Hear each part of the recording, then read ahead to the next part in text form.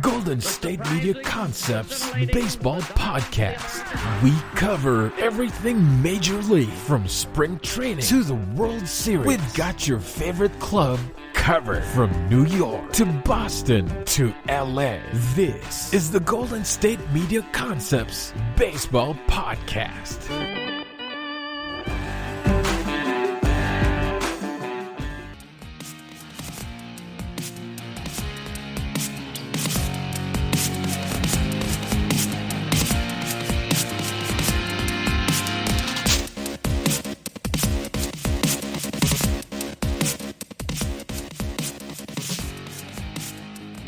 Hello and welcome in to another edition of the GSMC Baseball Podcast, brought to you by the GSMC Podcast Network. I'm your host, Kevin Mahalik. I appreciate you guys listening here on Monday, October 12th. Hopefully you guys are having a great weekend out there. I myself, a tough weekend this weekend. You guys know by now I'm from Philadelphia, so my Birds had a tough-fought game against the Steelers, ultimately falling short, so a frustrating Sunday afternoon, but hopefully you out there are enjoying yourself. We had a nice slate of college football matchups on Saturday, a nice slate of NFL games on Sunday, and then Sunday night, you have your option here, a trifecta of possibilities to watch. So hopefully you guys have multiple TV screens out there, because it is the NBA Finals Game 6 Sunday night. It is the ALCS Game 1. And then, of course, we have Sunday Night Football taking place as well. So I myself recording this here during the evening throughout the day on Sunday. That's where things are going to line up a little bit differently than you probably anticipated here on Monday. I know Game 1 is, later tonight of the ALCS, and because of that, I want to wait till that conclusion to give you guys my reactions, my recaps, along with a preview of the rest of the series. But because that's a later game, late at night, I'm recording earlier throughout the day, we're actually going to start out today's episode kind of wrapping up the playoffs from this point, what's happened up until this point. So we're going to look back at the American League and the National League, give a brief preview to the teams who were eliminated for next year. Of course, we're going to dive into every team during the offseason in more detail, but we'll briefly touch on what each team is looking at contract-wise and kind of just the big questions. So if you're a fan of these squads, you can begin to have those conversations, as I'm sure you've already discussed with your friends. But let's jump in here. The American League, the wild card round in the first series, the Tampa Bay Rays beat the Toronto Blue Jays 2-0. The Blue Jays were a surprise team in the American League, and honestly, they're set up for success moving forward. I mean, they have a couple of questions. The biggest question mark when it comes to a position group is within the outfield. They do have some options out there, but of course, due to performance, contracts, things along those lines, there's a couple of different question marks. If we look at some contracts and free agents here, Ken Giles stands out in the bullpen. If they're going to bring him back for 2021, as he'll be a free agent.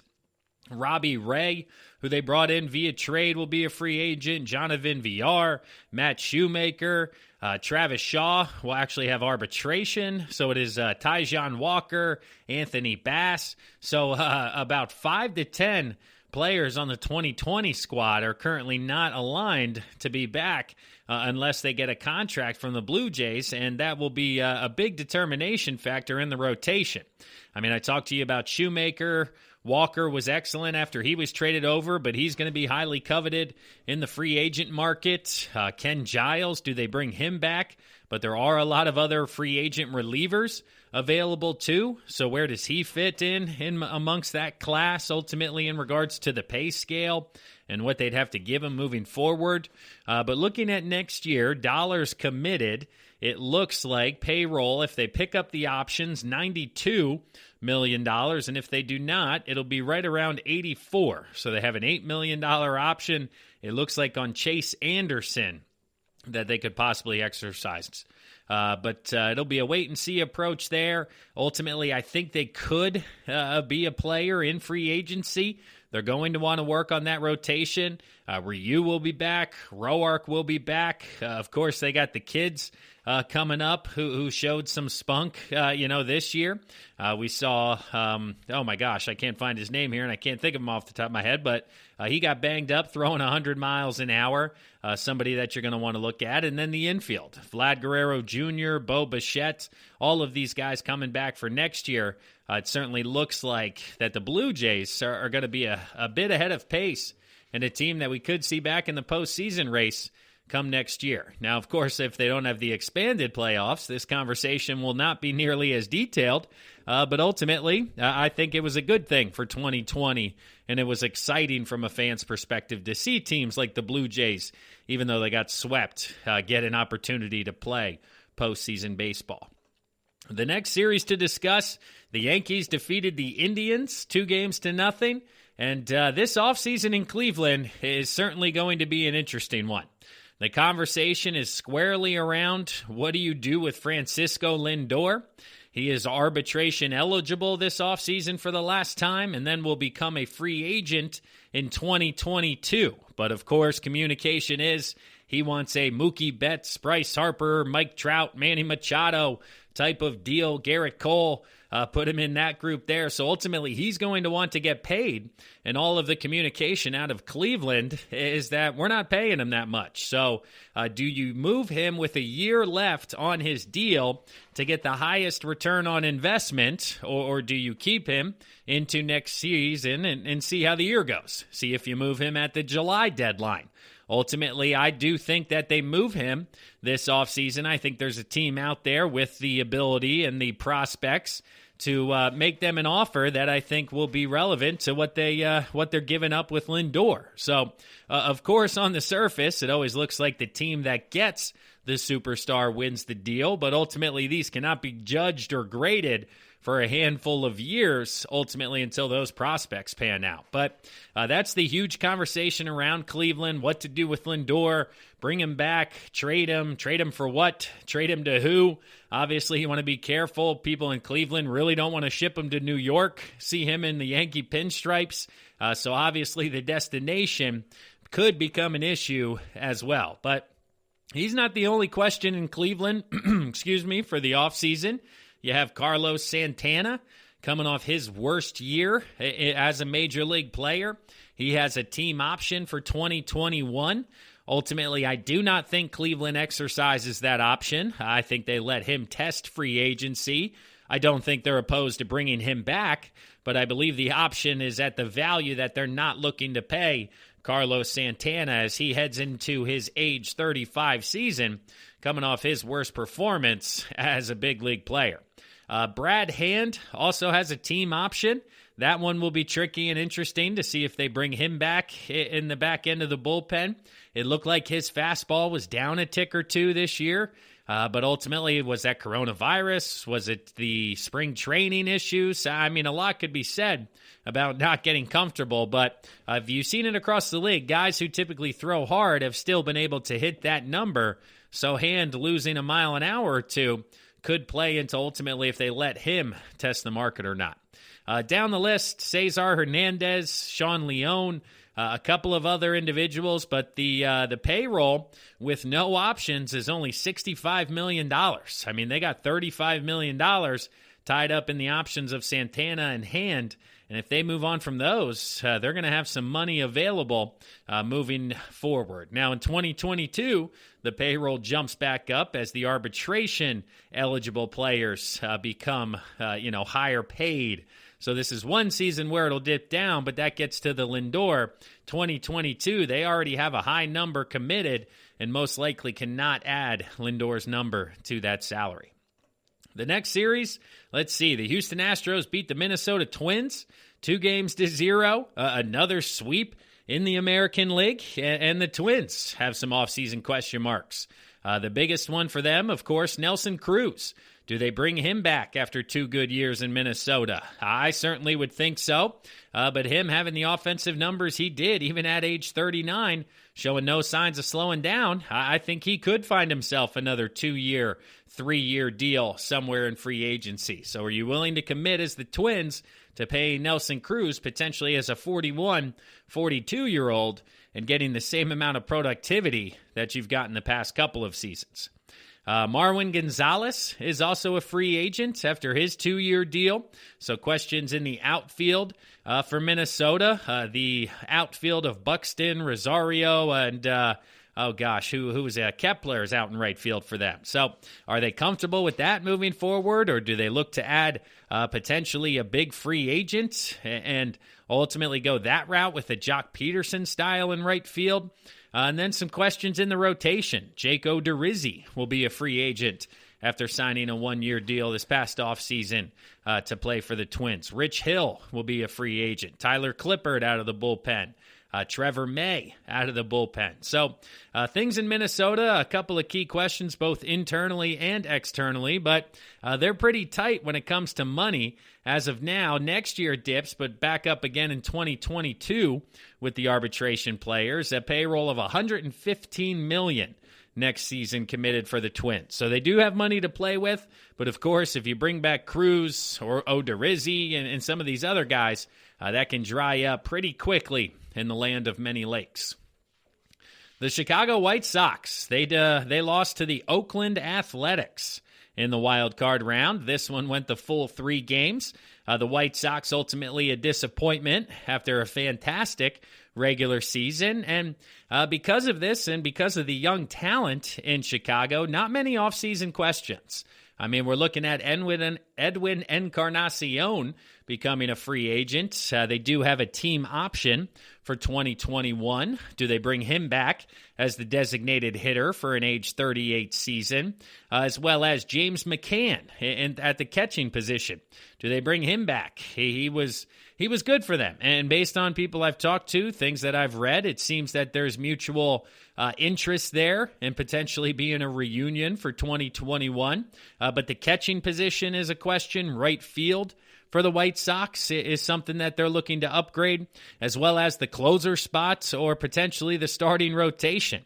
Because a couple of bullpen pieces, Alex Colomé, he will be a free agent this offseason after making $11 million or just shy of last year, so they have to replace him in the bullpen.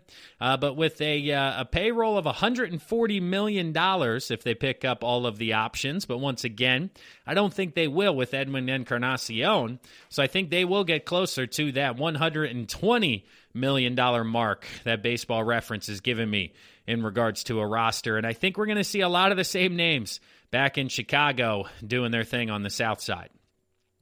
Then we advanced to the AL divisional round. We had Tampa versus New York.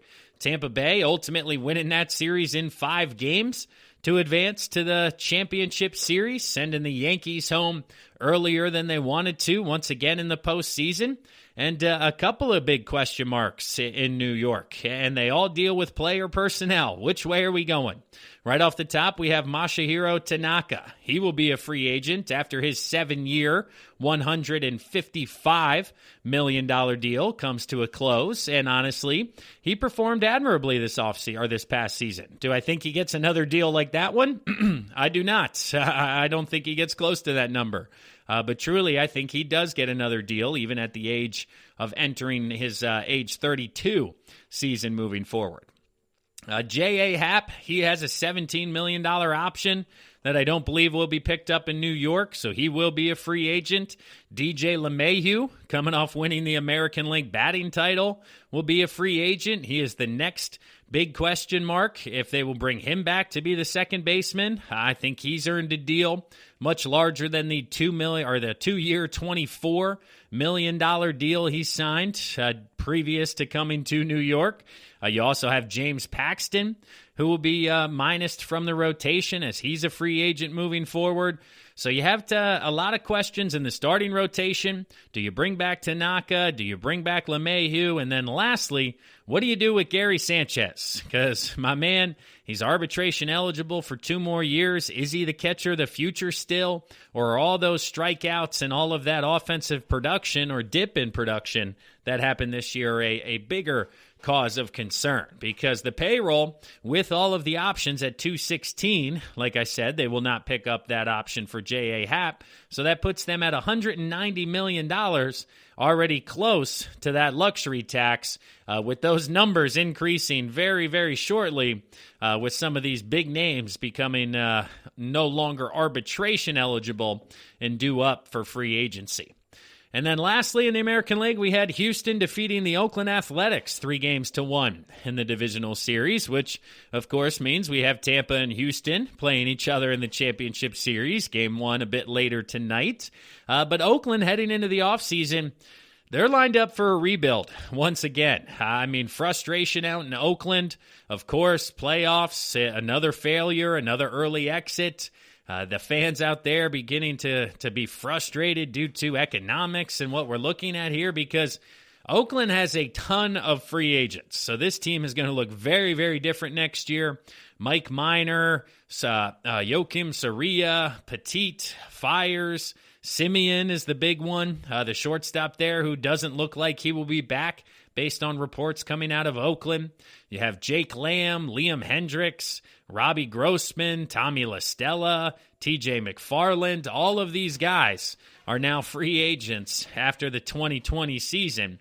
And it's also fascinating because the payroll for 2021 committed right now is only $64 million. And that includes projected arbitration costs. All of the numbers I've given you include arbitration numbers, so give or take a couple of $1 million, because if the player wins or the team wins, of course those numbers will be skewed slightly, but only $65 million. Of course, they have the money to bring back all of these guys because their payroll this year was $104, so certainly $40 million, but with the pandemic, economics, people aren't sure if the A's are going to be able to spend any money, or if we're going to see a lot of prospects and a lot of names we've never heard before here in 2021. But that'll wrap it up for the first segment of the GSMC Baseball Podcast, brought to you by the GSMC Podcast Network. I'm your host, Kevin Mahalik. It is Monday, October 12th. I appreciate you guys listening. We're going to pause right now for a word from one of our sponsors and one of our sister shows, but when we come back, we'll talk about the National League. We're going to wrap up where we're at, how we got here, and look at some offseason questions facing these teams in the National League. Stick around, everybody. We'll be right back. This is your ultimate stop for everything sports. The Golden State Media Concepts Sports Podcast. Should I say more? From the NFL, MLB, the NBA to MMA, it's all in here. The Golden State Media Concepts Sports Podcast. Listen now.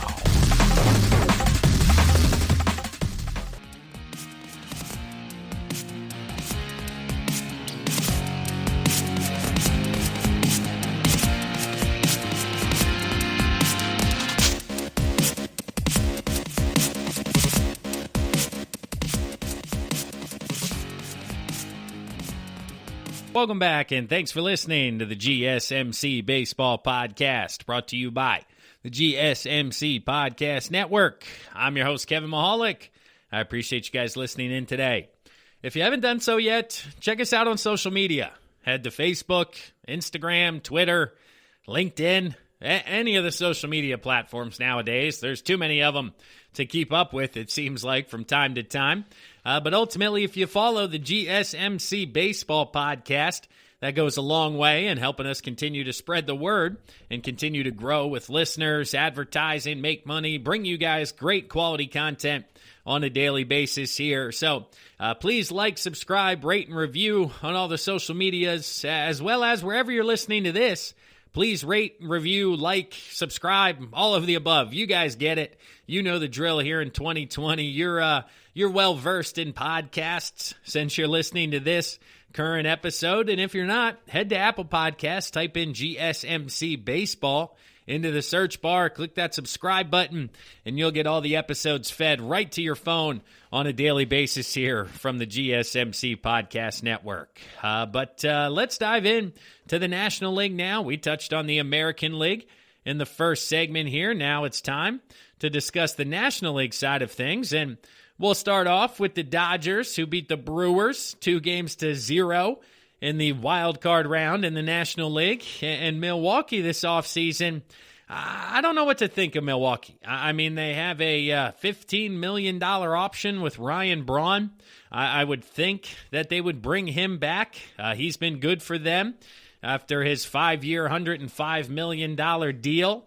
They have the vesting option or mutual option that I think they will once again pick up for the 2021 season. I don't see why they would want to move on from Braun based on his performance here in 2020. But there are a few other players who could be moved on from. First off being Brett Anderson. He's a free agent after signing a 1-year, $5 million deal. So potentially they let him walk. And then they have quite a few players who are arbitration eligible. So not a lot being lost this offseason, not a lot of changes. Just a lot of increase in salary because you're going to have Manny Pena, Omar Narvaez, Josh Hader is going to get paid a lot more than the $4.1 million he got this year. Corey Nebel is going to get paid more. Nebel is going to get paid more. So ultimately, their payroll, if they pick up the option from Braun, will be $143 for the 2021 season. So they will have a bit of cash to reinvest into the team. Ultimately, I think they look at pitching, but the offensive perspective, they were not as deep and as strong as they thought they would be coming into this year. But the likes of Lorenzo Cain, Christian Yelich will hopefully have a bounce-back season and hit for a much more, I will say, normal average based on his career standards. He struggled to get it going in the first couple of months in 2020, but the Brewers coming into this year, they surprised me making the postseason, ultimately making it with an under 500 record. So in a true regular season, would not have been a playoff team.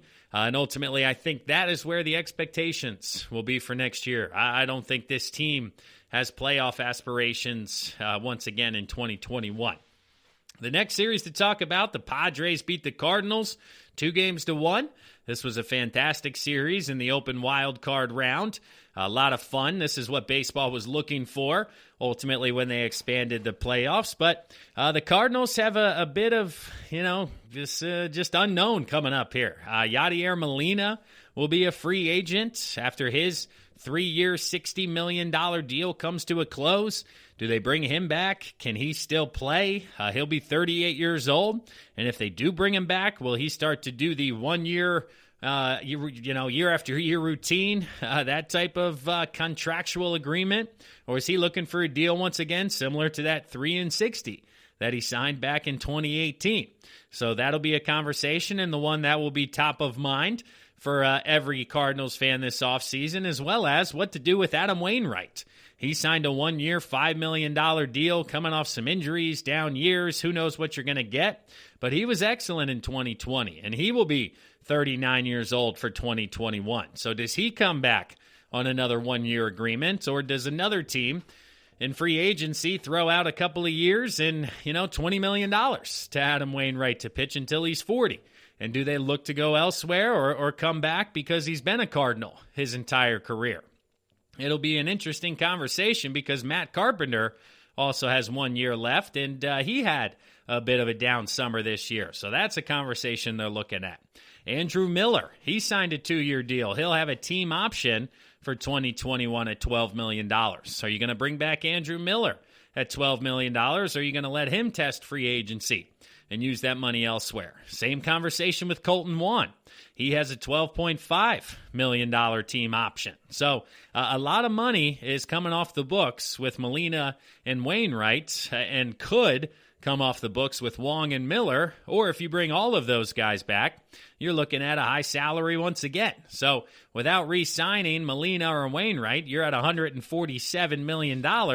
You add something along the lines of 15 to 20 for Molina and, 10 for Wainwright. You're looking at an additional 25, which puts you into the 170s, which leaves one or two additional moves that you're able to make. And if that's bringing back Colton Wong and Andrew Miller, then you're pretty much right up against the threshold there of what you're trying to pay your team. So it'll be a fascinating offseason in St. Louis to see which direction they go with some legendary Cardinals.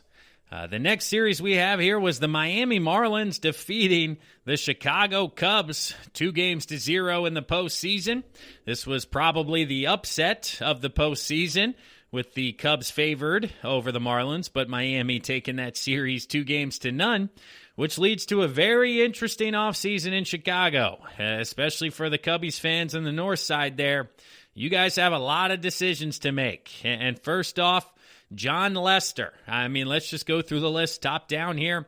He's got a $25 million team option for next year. Do they want to pay the guy $25 million? He's coming off his 6-year, $155 million contract. He will be 37 years old. Or do you decline the team option and offer him a contract of the $15 million variety, and you think he returns on a 2-year, $30 million pact, and you can get a bit more tenure out of those dollars than 25 over 1 year? So I think they decline that option, and I think they do look to bring him back. He re-signs, in my opinion, at less than that 25 of what they're potentially looking at. Next up, you have Anthony Rizzo. He has a $16.5 million team option for 2021. And he's the first of the big names that we're going to talk about. Ultimately, I do think Anthony Rizzo is one that will be kept. He is or will be 31 years old. He is currently 30, but $16.5 million for Anthony Rizzo, I think, is very reasonable there at first base for the Cubbies, and he returns. You have Jose Quintana, who will be a free agent in the rotation. I do not think he will be back with Chicago. He's finishing up that 7-year, $46 million deal he signed with the White Sox before he was traded to the Cubbies. Next up, you have Tyler Chatwood, who will be a free agent. He's coming off a 3-year, $38 million contract, $13 million in there, more or less across the board. So is he worth that type of money? And what are they looking to pay him to possibly bring him back? The next guy is Kris Bryant. Now, he is arbitration eligible, so he is still under contract with the Cubbies, but he is in the same year as Fransico Lindor in the conversation we had with the Indians. Do the Cubs look to move Kris Bryant when they could potentially get the most value for him? Obviously, his agent being Scott Boras, people know that means that he is looking for a big payday. He did have a bit of a down year statistically this year, so that doesn't line things up. But ultimately, if he struggles again, you're not going to get anything for him in the middle of the summer next year. So if you look to move Kris Bryant, and ultimately I believe they do move Kris Bryant this offseason. So look for some big-name teams to possibly be in the Kris Bryant sweepstakes. You also have Javier Baez entering his last year of arbitration, but I think his talent level and his performance is a bit higher than that of Bryant's, so I do think they look to keep Javier Baez, but you could potentially get a ton of value for him in a trade. So do you keep Bryant and move Baez? Add him to the list of names that could potentially be moved on from. Next up, you have Kyle Schwarber. He will be entering the last year of arbitration. He's in the same spot as Baez and Bryant. Do you move on from him to try to get the most value? He made $7 million and will most likely get a raise for 2021, and ultimately I think they do move on from Schwarber. I think you're looking at Schwarber and Bryant as being the two Cubs who they move on from. I think they keep Rizzo, Baez, Lester, and a few of the other guys who are potential mainstreams, but ultimately they got questions. Payroll with all options, all arbitrations at 193. I don't think they pick those up, so they get closer to the 150 mark, but then do sign players, so probably end up back closer to that 190, 200 salary for next year once again. So a fascinating offseason coming for Chicago.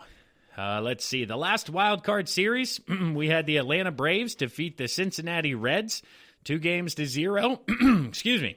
They shut out the Reds for both of those games in the playoffs. That was fascinating to watch. And the Reds, their main free agents, of course, Trevor Bauer, who's going to be the NL Cy Young winner. He will be looking for that big long-term contract. Even though he will be entering his age 30 season, he'll be looking for probably 4, 5, 6 years and that big-time money, so I don't see him coming back to Cincinnati. You also have, let's see, who else? Freddie Galvis will be a free agent at the shortstop position. He's not coming back. As well as, let's see, Di Scalafarino, or that guy whose name I always butcher coming back. But Cincinnati, they're going to look to add pitching in the rotation. You lose Bauer.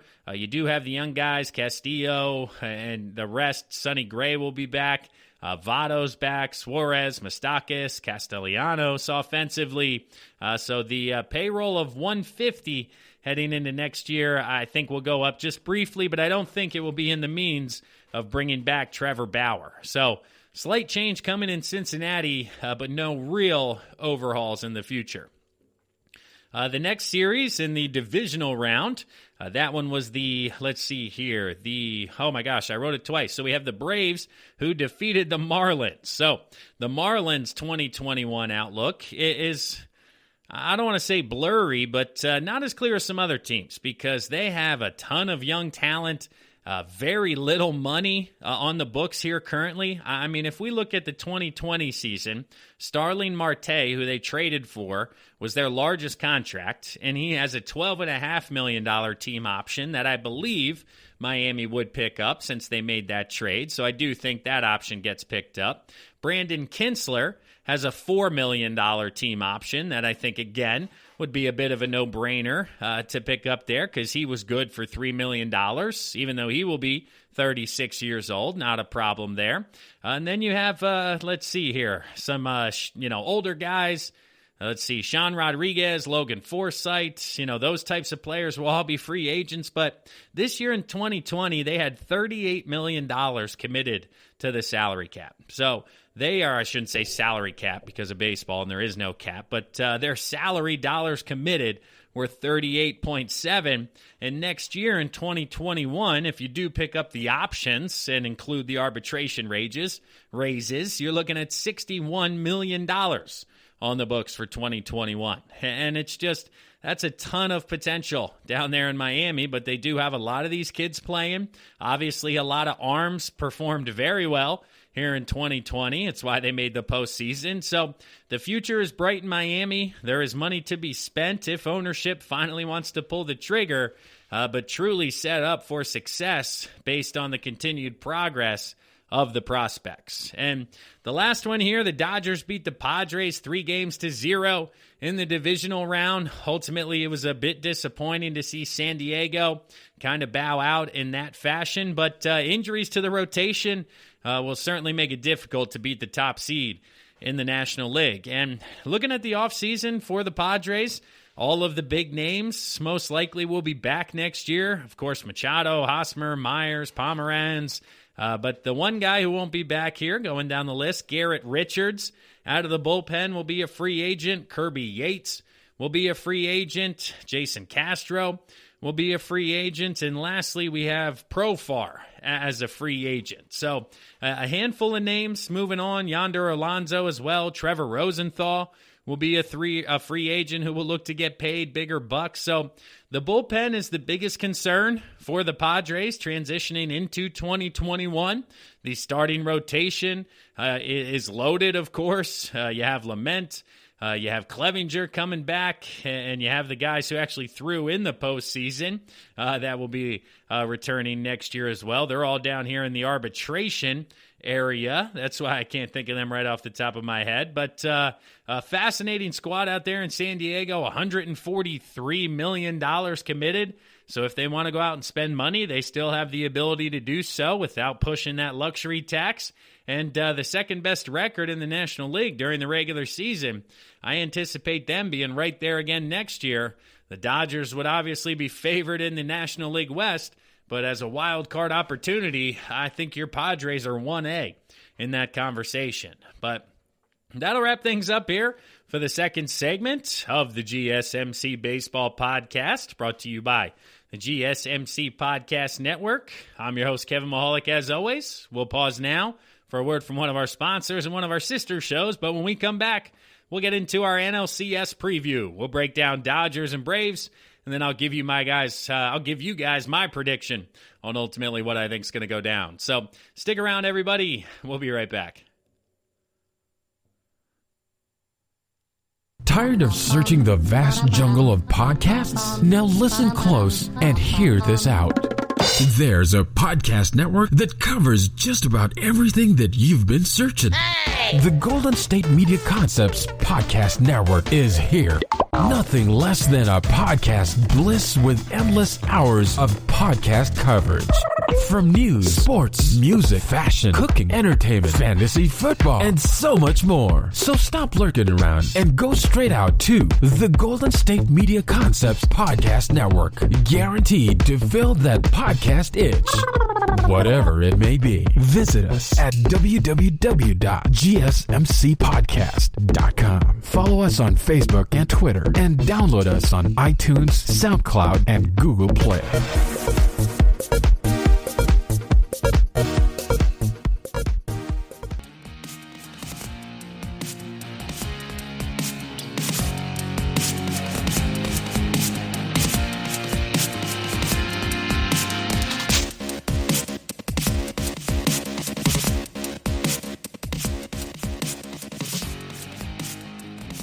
Welcome back to the GSMC Baseball Podcast, brought to you by the GSMC Podcast Network. I'm your host, Kevin Mahalik. It is Monday, October 12th. You're listening to this here.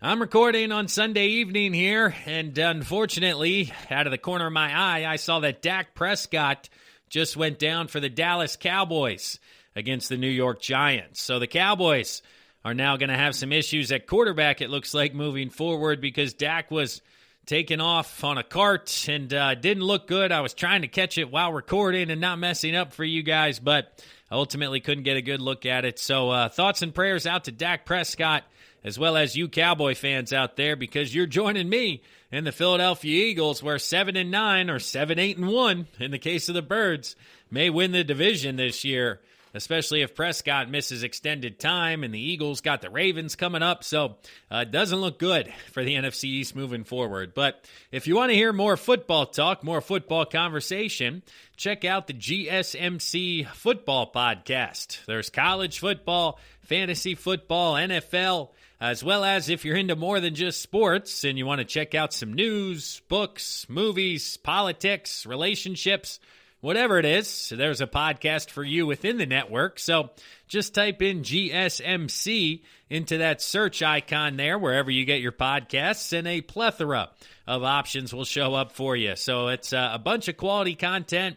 I've been networking with a couple of other different hosts within different verticals, and they're all great people with great content and some tremendous shows for you guys. So if you haven't checked those out, please do so. But here in the third segment, we're going to continue National League conversation because the Rays and Astros are just about to get underway here Sunday evening. So we're going to leave that one for the fourth and final segment.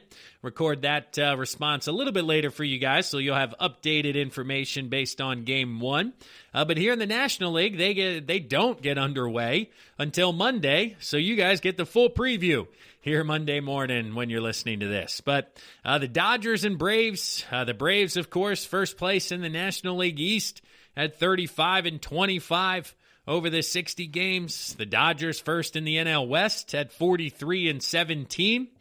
They did not play each other in 2020 due to the fact that everybody played within their divisions.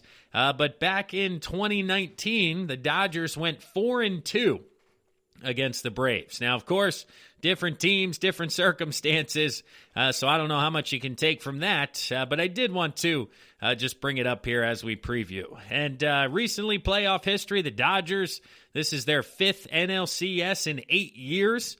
They won it in 2017 and 2018, even though they have not won a World Series since 1988. And Atlanta is back in the NLCS for the first time since 2001. So the Dodgers have been there 5 out of 8 years. The Braves are back for the first time in almost 20 years. And it's going to be a bit of a different circumstance for both teams because the Dodgers players been there, done that. And a lot of Atlanta's roster, this is the first time that they've made it this far into the postseason. So we'll see if that has anything to do with it. But a couple of news and notes here before we dive into some specifics and some players to look out for. The Atlanta Braves were the first team to shut out the opposition in 4 of their first 5 postseason games since the 1905 New York Giants. I mean, what? 115 years? The first time the Braves have been able to do something, and they've done it with the likes of Fried and Anderson. I mean, you didn't even get the 4 horsemen for the Phillies 12 years ago. Holiday, Hamels, Lee, Oswaltz, they weren't able to do that. 4 out of 5 games. It's been fascinating to watch Atlanta work, and especially their rotation based on where the expectations were coming into this postseason. And this will be a big, big conversation around Game 1 is that Max Fried, Atlanta's new ace, who allowed 1 run or less in 7 of his 11 starts for the 2020 season. Just a year ago in 2019, he was hit around by the Dodgers. He actually faced them twice that year, and if you include another start in 2018, his career numbers are 0-2 with a 6.55 ERA against the Dodgers, and their entire team has a slash line of 326, 423, 488. So really not getting anybody out in that Dodgers lineup. And of course, Fried hasn't given up a run yet here in the postseason. I mean, if we go to Atlanta's pitching stats, based on all of these shutouts like we talked about, there's not a lot to discuss when it comes to ERA. I mean, the only guys who have given up earned runs in the postseason are Chris Martin, who gave up 1 run in 3 innings, and then Max Fried, who gave up 4 runs in 11 innings, because Anderson's been scoreless over the course of 11. Green, Matzik, Melanson, O'Day, Smith, Webb, Wright, all of these guys throwing up goose eggs across the board, and the walk-to-strikeout ratio is fantastic as well. I mean, Max Fried, even though he's given up the runs, 9 strikeouts, 0 walks. Ian Anderson, 17 strikeouts, only 3 walks. So not a lot of base runners getting on base against this Atlanta team. Now, of course, this Dodgers offense is completely different than the teams that Atlanta has faced thus far. If you're looking at the Reds and then the Marlins, those aren't exactly juggernauts offensively. So it's going to be a huge step up in competition because from a team number perspective, the Dodgers' offense was number 1 in baseball in runs scored. Now, Atlanta's offense was actually right behind them at number 2, only scoring 1 less run during the regular season. And both of these teams were also 1 and 2 when it comes to runs scored per the home run, or a run scored per game via home runs. And LA came in at 2.98, and Atlanta had 2.80. So basically just shy of 3 runs a game scored via the long ball from both of these teams. So if you like offense, if you like hitting, I think this is going to be the series for you because that offensive or pitching success for the Braves, I don't think translates against the lineup that the Dodgers are running out there. And you know, looking at that Dodgers lineup here offensively, a lot of versatility, a lot of depth, a lot of rotational pieces they could throw at you in regards to playing matchups or lineups. Mookie Betts, of course, out in right field. He's leading the way thus far. He has yet to hit a long ball in 5 postseason games. He is hitting .368 with 4 RBIs and 5 doubles. So Mookie using the entire field, gap to gap, down the line. He's kept the ball in the yard, but he's still been extremely effective with an OPS over 1,000. That's difficult to do without hitting home runs. So 5 of his 7 hits have been for doubles this postseason. And Jock Peterson, he's getting hot in 4 games. He's hitting .333. Let's see, he's got 2 for 6, so not a ton of at-bats. He's your pinch hitter coming off the bench, but doing his job, getting a hit 1 out of 3 times there. Next up, Cody Bellinger. Nice to see him come alive here in the postseason a bit if you're a Dodgers fan. He had a down regular season this summer, but hitting .316 with a home run and 5 RBIs so far in the postseason. 5 games already for Cody. He has 6 total hits, 2 for extra bases. He has struck out 5 times in 5 games, but ultimately, again, an uptick from the regular season. And then Will Smith offensively continues to produce. He's hitting .294 from the catcher's position. You'll take that any day of the week. 4 walks, 4 strikeouts, so an on-base percentage of .429 to go along with that average in the high 290s. And the catching position, typically not one that's effective offensively. So to get that kind of production from Will Smith, you'll take that any day of the week as a Dodgers fan. Corey Seager hitting .278. He has a home run in 4 games. The Dodgers only have 2 home runs as a team in 5 postseason games, so their numbers translating from the regular season, like I told you, 3 runs per game via the long ball. That hasn't been the case. They've been able to win games against the Padres basically via doubles, via hits, via walks, being just a strong, deep team offensively that is taking advantage of mistakes from the other team. Max Muncy continues to struggle. He's hitting $188 in 5 games. Chris Taylor, 176. Justin Turner is struggling in this postseason. Let's see. He's at 111. He is only 2 for 18 in 5 games thus far. So can Justin Turner get going offensively if you're a Dodgers fan? And then let's see. Enrique Hernandez. He doesn't have a hit yet. He's 0 for 5 in 5 games. So he's a pinch hitter as well. And then the pitching side of things from the Dodgers, their rotation that they will be using, of course, they're going to send out Walker Buehler for Game 1. He's been utilized in Game 1 during the last round, so they're going to stick with that. He's given up 3 earned runs in 8 innings, coming off a bit of a layoff there due to blisters on his pitching hand, but it looks like he will be okay to return for the championship series. You then have Clayton Kershaw going in Game 2.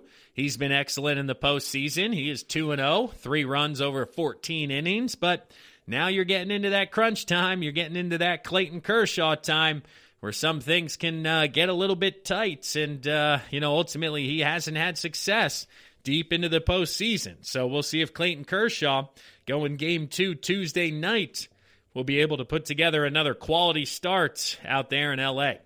In Game 3, you should get Julio Urias. He has not given up an earned run in 8 innings. He gave up an unearned run, so he is 2-0 with a 0.00 ERA. He has yet to start a game in the postseason, but they haven't played to the depth of 7 games or 6 games yet. And if they do, I think he will be utilized. And then in Game 4, Dustin May potentially gets the start. He's gotten a start already this postseason, but only thrown a total of 3 innings. So I don't know ultimately who they go to in Games 3 and 4. My guess is Urias and May are the 2 guys that they're looking at. But the back end of the bullpen, there are questions with Kenley Jansen. He gave up a couple of runs the other night in a game that they hung on to win against the Padres. But do they go to Gratterall as the closer and move Jansen out of that spot? Because Jansen is the only guy that has struggled down there. Baez, Florio, Gonzalez, everybody else having a successful postseason. But Kenley Jansen, with an ERA in the 7s, may have his job taken away. So L.A. strong up and down. I mean, look at Atlanta. We talked about the rotation in the bullpen on that side of things, being extremely strong in the bullpen. Specifically Melanson, O'Day, Smith, Wright, Martin, all of these guys potentially coming out of the bullpen for Atlanta. And then their offense, just as good, just as deep. Like we said, based on the numbers, a lot of L.A. is 1, Atlanta is 2. Even if you look at the advanced statistics, a lot of WRC plus and things like that, these guys are still 1 and 2. And they're being led by Travis d'Arnaud. Some people have said he's a top 3 performer thus far in the postseason, and you're not going to get an argument from me. I mean, the guy's been excellent. His OPS is 1.342, so 1,300 OPS in 5 games. He's hitting .421, 2 home runs, 7 RBIs, 2 doubles, and 19 total at-bats. The guy has been absolutely electric behind the dish and raking offensively. So if they get that from him, against the Dodgers, oh, baby, they could steal a game or two and make this a series. Rodon Acuna, he's been good, hitting .273, has a home run, a couple of RBIs in 5 games, but Dansby Swanson showing sneaky power. He's already got 2 postseason home runs, hitting .263 with 5 RBIs in 5 games, and then it starts to get to the guys who are struggling a little bit, and some of these names, they surprise you down here. I mean, Marcell Ozuna hitting .227 in the playoffs, Nick Markakis hitting .190, Freddie Freeman hitting .167. He's only 3 for 18 in the playoffs. Now, one of those 3 was a game winner in a game they won 1-0 against the Cincinnati Reds, so he did come through in the clutch, and he has walked 5 times to only 1 strikeout, so the on-base percentage is just shy of .400 for Freddie, but seeing him hit $167, you have to think that'll tick up here as he gets more comfortable and they get further into the postseason. But 2 fantastic teams, in my opinion, the 2 top teams in the National League. I went vanilla, went chalk when I predicted that it would be Dodgers versus Braves in the NLCS. And honestly, I think I'm going to keep chalk from here on out. I mean, at this point, there's really no reason to go away from it. Game 1 lines up Walker Buehler versus Max Fried. Game 2, Kershaw and Anderson. Game 3, Urias and Wright. And then Game 4, to be determined currently, I threw down May and Wilson going at it. But it's going to be an entertaining series. A lot of offense. We'll see if Atlanta's pitching can continue to perform like they have, or ultimately they run out of their good fortune and LA takes advantage. But with all of that said, with everything being equal, I like the Dodgers in 6 games. I did want to write down 5, but truly Atlanta's offense and the way they're pitching has performed thus far in the postseason. I think that extra game for Atlanta, they'll be able to steal. They'll get an early lead, and that bullpen will shut down LA at least in one of these games. So I'm going Dodgers in 6. I think the Dodgers win the National League once again for the 3rd time in 4 years.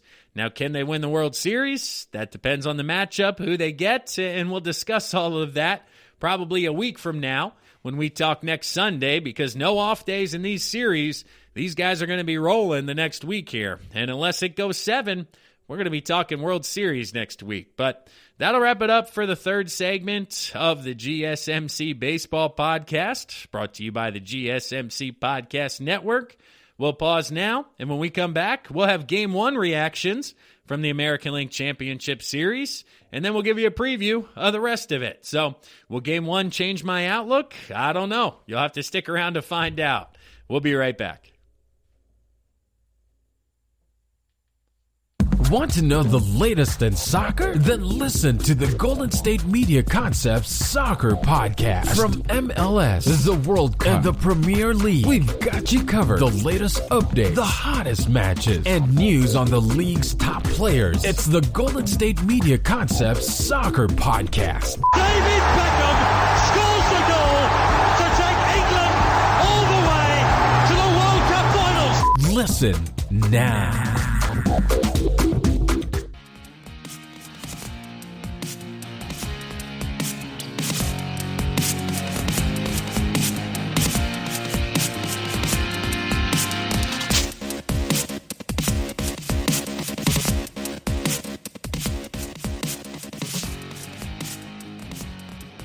Welcome back to the 4th and final segment of the GSMC Baseball Podcast, brought to you by the GSMC Podcast Network. We are recording this one here a little bit later in the night, Sunday night. We are creeping towards midnight. It's been a fantastic Sunday night when it comes to sports across the board. The NBA Finals have come to a close. LeBron James and the LA Lakers have won their 17th title. LeBron was named Finals MVP for the 4th time in his career, which puts him into 2nd place, only behind Michael Jordan and his 6 Finals MVPs as well as rings. This is LeBron's 4th championship. He had 2 with the Heat, 1 in Cleveland, now 1 again in LA, and of course, they're your favorites going into next year. So whether you're a LeBron guy, a LeBron hater, Jordan, whoever you got, certainly impressive what LeBron was able to do once again this year down in Orlando in the bubble. We also had a fantastic football game take place tonight. The Seattle Seahawks pulled a rabbit out of a hat late in the game. Russell Wilson, another fantastic drive with the game on the line. They defeat the Minnesota Vikings. DK Metcalf, a couple of late touchdowns really helped my fantasy team. So now I have a shot going into Monday's game when it looked like things were bleak for a moment. So, like I said, check out the other podcasts if you want a little bit more detail around those events. But a fantastic Sunday because we also had game 1 of the ALCS. And honestly, it was almost a 4-hour game. I mean, it's just past 11:30 here, recording segment number 4 to talk to you guys about game 1. And it really shouldn't have been because the score was 2-1. Tampa Bay, they took game 1. Houston had their chances. As we run through things here quickly, in the top of the first inning, Jose Altuve, he hit a not a leadoff home run, but a first inning home run. And at this point, he was 4 for 5 with 3 home runs against left-handed pitching in the postseason. And, of course, Blake Snell got the start in game 1, so him being a lefter, Altuve just stayed hot, and it's just a crazy start for a guy who really had a poor regular season. To see him turn it on in the postseason, it's just, you couldn't have predicted it. You really could not have. But it stayed 1-0 up until, let's see here, the bottom of the 4th inning. However, the top of the 4th inning was one of the instances that got away from Houston. They had guys on first and second, nobody out, and then Tucker lined into a double play, hit a hard ball right at the shortstop who was playing right by second base, was able to get to the bag before Bregman was able to get back, double play ball, another walk, another single, bases loaded, and then Maldonado lined out to right field, and Blake Snell was able to avoid any more damage. So that was the first rally that the Rays were able to dance around. And then, like I said, in the bottom half of the inning, a Rosarina home run, center field, 413 feet. He got himself a fastball, and he did not miss it. My goodness. And then things stayed 1-1 until the 5th inning when Zunino singled to left center. Adams scored, and the Rays took the lead 2-1. But then again, in the top of the 8th inning is when Houston was able to, put the pressure on once again. Brantley led off the inning being hit by a pitch. Carlos Correa later walked. Tucker hit a single that was hit too hard to score a runner from second base. And then ultimately, Gurriel grounded into a double play on the first pitch he saw from the Rays reliever. What's his name? Castillo, I think it is. I want to make sure I get it for you. Yeah, Castillo came in first pitch, got a double play ball. He ended up staying on for the 9th inning, which was relatively harmless, and got out of it. So the Rays, they won 2-1, only had 6 hits. Valdez for Houston on the starting side, he was excellent. He went 6 innings, giving up 2 runs, the 1 home run.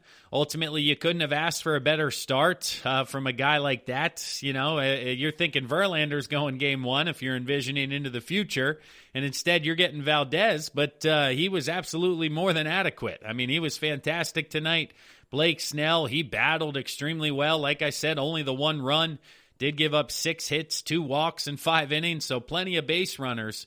Houston just not able to take advantage of it tonight. And a frustrating loss for Houston, but if you're looking more big picture, I have to feel good if I'm an Astros fan going into the rest of this series. And you guys probably won't believe me. I'll tell you my prediction later. Maybe you will based on the Game 1 result, but I wrote it down before Game 1 took place, and after watching Game 1, I do feel more confident that I'm going to be correct. But looking at the stats here, these do include the first game for the postseason statistics, breaking down each team.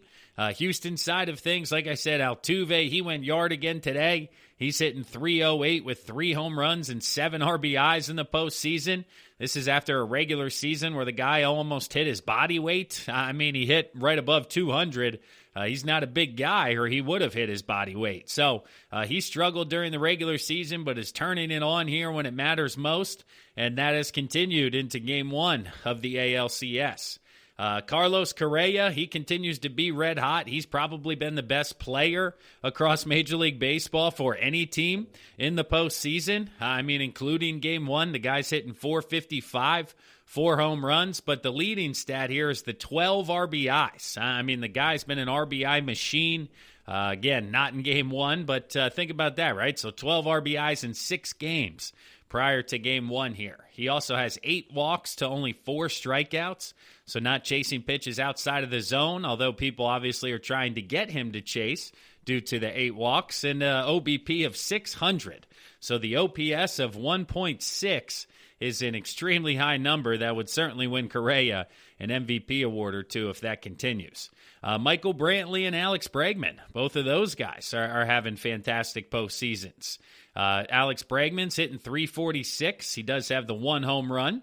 Brantley's shown a bit more power. He's hitting .345 with 2 home runs and 7 RBIs. And then Altuve, .296, like I said, with the 3 homers. George Springer, he's been the mediocre one of the bunch, only hitting .281 with 2 home runs and 5 RBIs. So from a Houston offensive perspective, if you're going off the what have you done for me lately feeling that we like to push in society is, yeah, you only scored 1-1 in Game 1.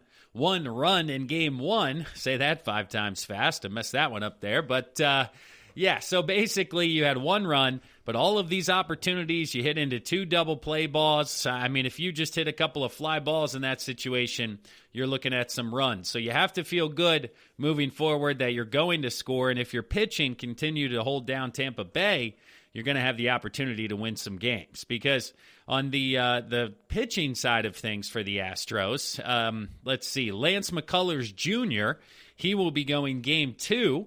Now, he gave up 4 runs in 4 innings during his first start in the postseason, and obviously being down 0-1, Game 2 will be huge on Monday night. He will be opposed by Charlie Morton from Tampa's side of things. He continues to be effective in the postseason. Charlie Morton has a 1.8 ERA in 1 start, only giving up 1 run in 5 innings. So both of these guys love to use off-speed pitches. Both of them have extremely effective breaking balls when it comes to sabermetrics and things like that. So it should be an excellent pitching matchup in Game 2. But as you continue to go down the list, you're looking at Jose Urquidy possibly in Game 3, or even Zach Greinke. Both of those guys have identical lines of giving up 5 runs in 8 2/3 innings for 5.19 ERAs. So you got what you wanted out of Valdez, who now has given up only 4 earned runs in 18 postseason innings. You're going to go to McCullers, and then from there, it gets a bit tricky if you're the Astros. But the way guys are pitching outside of those, I mean, the bullpen, Javier has been good in 6 innings, hasn't allowed a run. Paredes in 4 innings, hasn't allowed a run. Ryan Presley gave up a couple of runs the other night, but they were up 3 runs and gave up 1. So he was just getting strikes. So the bullpen has performed well if you're Houston, and the offense has been effective in the postseason. So just continue to trudge forward if you're Houston. You're going to get the hits, and if you get 9 hits once again, you got to feel like you're going to score more than 1 run. And on the opposite side of things, if you're Tampa Bay, you know you guys worked out of a couple of jams, and you pretty much stole a game tonight. So you're feeling extremely good about yourself. Arozarena, along with Carlos Correa, are probably 1-2 in the performance meter when it comes to the postseason. It's probably Arozarena, Correa, and Travis d'Arnaud are the 3 guys that have really lit it up here. And Arozarena, he's hitting .419. He has 4 home runs now after his home run in Game 1, but only 5 RBIs. So a lot of solo shots for Arozarena. But 471 OBP, 1,400 OPS. Right behind him is Michael Brosseau, who's played first base in 5 of the postseason games for him. He's hitting .364 in 11 at-bats. Down a little bit lower, this is where their offense is struggling a bit more than the Houston side of things. So as this series goes longer, if the Houston offense continues to perform like it has in the postseason, as well as Tampa's does, I think you favor the offensive side of Houston. Because looking at it, Joey Wendell, he's hitting .316, but no extra base hits for the postseason. Kevin Kiermaier, all the way down to 250. G-Man Choi, 222. Manuel Margot is hitting 211. Zunino is hitting 182. And then Willie Adams, 130. And Brandon Lowe, who is in the MVP conversation, is 3 for... Nope, that's not him. I scrolled here. 3 for 30. He's only hitting 100 in the postseason. So the Rays, of course, have been led by their pitching staff. It's been fantastic. I mean, we saw that tonight with that bullpen being excellent. From the starter's perspective, Snell now has a 2.87 ERA in 3 postseason starts, as he now has a 2-1 record. Charlie Morton will go in Game 2. He'll be followed most likely by Tyler Glasnow in Game 3. Depending on the off days, Tyler threw Game 5 on short rest, gave them a couple of innings out of the pen, so they may want to push him to Game 4 due to the short rest in between series. But either way, he's been excellent on the mound. And then you got Ryan Thompson, who was the opener for one of the games last series, so you'll probably see him get another start here in the playoffs as well. But the bullpen, Diego Castillo, now up to 6 1/3, scoreless here in the postseason. That fastball, that slider, absolutely filthy, tough to deal with. Let's see, you got Pete Fairbanks, 2.25 ERA in 4 innings. Nick Anderson, 2.45 in 7 innings. Ryan Thompson, like I discussed. Ryan Yarborough, 3.60. So this pitching staff going against that Houston offense is the matchup that you should continue to watch. Because in Game 1, Tampa Bay, again, was able to tiptoe that line of getting in and out of trouble, getting out of a couple of jams due to some double play balls. But ultimately, you're not going to want to continue that over the course of 7 games. And if this Houston offense can get a big hit or string some together, they could put up some crooked numbers here and push this series deep. Now, to wrap up this preview and to wrap up today's episode, my prediction for the American League Championship Series is, it's a bit of a homer talk, honestly, but after watching Game 1, I feel a bit more confident in it. And I'm taking the Astros in 7. I think that offense was just a hair off tonight, maybe pressing just a little bit. And honestly, a couple of bad breaks went against the Astros, and it cost them the game. I think if they have 1 or 2 people execute better in tough situations, they're looking at a Game 1 victory tonight and a completely different vibe in this series. But Houston, having gone through what they've gone through over the past 6 to 12 months, I don't think a Game 1 setback is really going to carry over into tomorrow, into the locker room, or anything along those lines, because those guys will be able to look in the mirror and say, yeah, we struggled tonight, but of course that's going to happen. You're not going to rake day in and day out. So if we continue to trudge forward, we're going to be able to win this series. And if you're Tampa, you say, hey, we won one we weren't supposed to. We're the better team on paper. We had the number 1 record in the American League offseason. We have this pitching staff followed by a disgusting bullpen. Their offense has been good, but their staff and basically their starting rotation hasn't been very effective.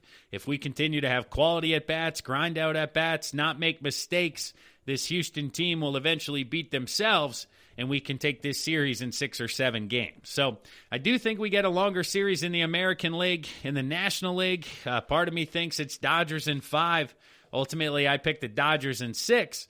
And then we're going to get a Tampa Bay LA Dodgers World Series coming up here. But that'll wrap it up for today's episode. It is late here Sunday night. I will talk to you guys again on Thursday's episode. We'll be, about 4 games in at that point, so it'll be a perfect kind of halfway barometer on how my predictions are going if we have to make any updates. And then by next Sunday night for Monday, we'll be able to do a World Series preview, or we'll be previewing Game 7, probably both. But it'll be a lot of fun this week. I appreciate you guys listening, as always. Once again, if you haven't done it yet, head to social media, check out the GSMC Baseball Podcast, as well as the GSMC Podcast Network.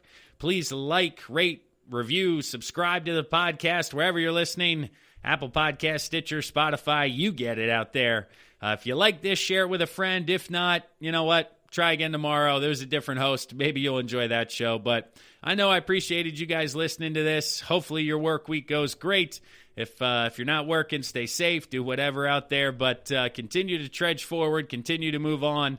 And always remember, onward. Thanks, guys. You've been listening to the Golden State Media Concepts Baseball Podcast, part of the Golden State Media Concepts Podcast Network. You can find this show and others like it at www.gsmcpodcast.com. Download our podcast on iTunes, Stitcher, SoundCloud, and Google Play. Just type in GSMC to find all the shows from the Golden State Media Concepts Podcast Network. From movies to music, from sports to entertainment, and even weird news. You can also follow us on Twitter and on Facebook. Thank you, and we hope you have enjoyed today's program.